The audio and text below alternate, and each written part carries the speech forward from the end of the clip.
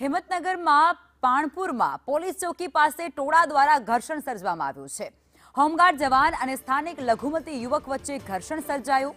લઘુમતી લોકોના ટોળા પાણપુર પોલીસ ચોકી પર પહોંચી ગયા હતા, જેમાં ડીવાયએસપી સહિતનો પોલીસનો કાફલો પણ ઘટનાસ્થળ પર પહોંચી ચૂક્યો હતો।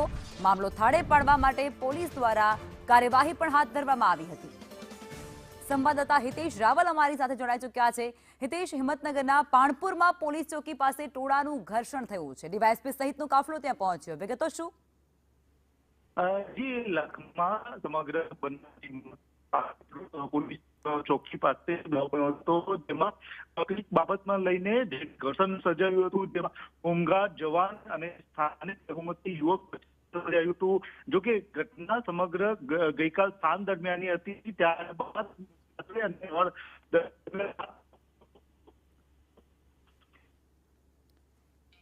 જી હિતેશ, આભાર જોડાયા તે બદલ।